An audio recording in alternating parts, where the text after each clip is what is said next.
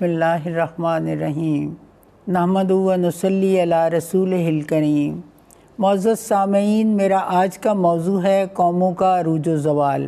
شاعر نے کیا خوب کہا ہے، خدا نے آج تک اس قوم کی حالت نہیں بدلی، خدا نے آج تک اس قوم کی حالت نہیں بدلی، نہ ہو جس کو خیال خود اپنی حالت کے بدلنے کا۔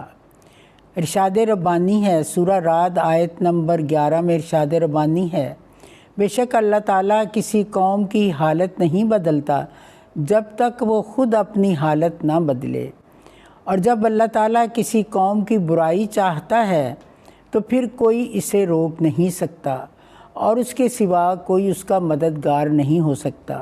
واقعی اللہ تعالیٰ کسی کو ابتدائی عذاب نہیں دیتا، جب وہ اپنی صلاحیت میں خلل ڈالنے لگتے ہیں تو پھر اللہ تعالیٰ کی طرف سے ان پر مصیبت و عقوبت تجویز کر دی جاتی ہے۔ ارشاد ربانی ہے، ہم کسی قوم پر اس وقت ہلاکت نہیں بھیجتے جب وہ خود سامان ہلاکت پیدا نہیں کرتے، یعنی گناہ اور برائی کر کے، اور جب ہم عذاب بھیجتے ہیں کوئی کسی صورت میں ٹال نہیں سکتا، نہ کوئی معتوب قوم کا حامی و مددگار ہو سکتا ہے۔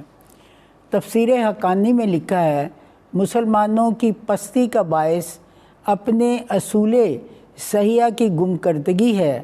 وہ قوم جو مردہ قوموں میں زندہ قوموں کی روح پھونکنے کے لیے دنیا میں آئی تھی، وہ قوم جو خستہ قسمت والوں کی قسمت بیدار کرنے کے لیے آئی تھی، جو قوم جاہل قوموں کے سینے کو نور الہی سے بھرنے کے لیے آئی تھی، آج نیم بسمل ہو کر دم توڑ رہی ہے۔ جس کے اسلاف کے سینے نور الہی سے بھرپور تھے، آج جہالت کا شکار ہو رہی ہے۔ آج ہماری مثال ایک مریض کی سی ہے کہ ہم قرآن پڑھتے ہیں، رسول مقبول صلی اللہ علیہ وسلم پر یقین رکھتے ہیں، لیکن عمل سے جی چراتے ہیں۔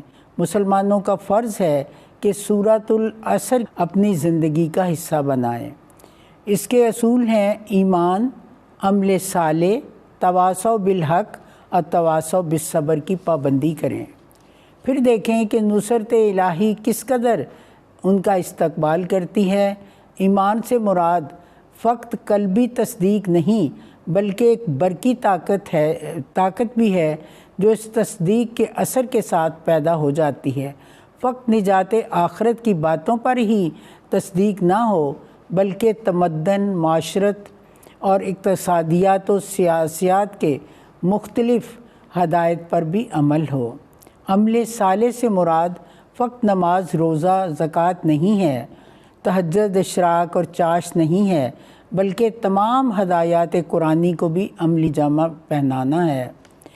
ہم نے قوانین الہی میں فرق کر رکھا ہے، قوانین آخرت کو کم و بیش بھول چکے ہیں، لیکن گلا چگلی کھانے، جھوٹ بولنے سے کوئی پرہیز نہیں کرتا۔ یتیموں، بیواؤں کے حق غصب کرنے سے کوئی بھی پرہیز نہیں کرتا۔ ہمارا فرض تو یہ تھا کہ قرآن کریم کے ہر لفظ پر، ہر آیت پر، ہر رکوع اور سورت کے ہر عمل ہوتے، پھر دوسروں کو ان چیزوں کی تلقین کرتے، تاکہ قرآن دنیا کے ہر گوشہ زمین پر زندہ اور درخشندہ نظر آتا۔ ظلمت و کفر و ضلالت اس کے نور سے صفحہ ہستی پر مٹ جاتی، اور آج ہم نے فرض تبلیغ ترک کر دیا ہے، جس کا نتیجہ یہ ہے کہ اسلام کی تعلیمات مفقود ہو کر رہ گئی ہے۔ اگر پہلے 3 اصول مسلمانوں میں رائج ہو جائیں تو پھر تواضع بالصبر یہ قوم کسی سے پیچھے نہیں رہ سکتی، بلکہ دنیا کی قوموں سے زیادہ قربانی جذبے سے سرشار ہوگی۔ اگر آج ان جذبوں کا مصرف صحیح ہو جائے تو دنیا میں مسلمانوں سے کوئی قوم بہادر نہیں ہے۔ آج مسلمانوں کی ناکامی، نامرادی ہمارے اپنی کرتوتوں کا نتیجہ ہے۔ دعا ہے اللہ تعالیٰ مسلمانوں کو توفیق بخشے اور وہ سورۃ العصر کے اصول اربعہ پر عمل کر کے فلاح دارین حاصل کریں۔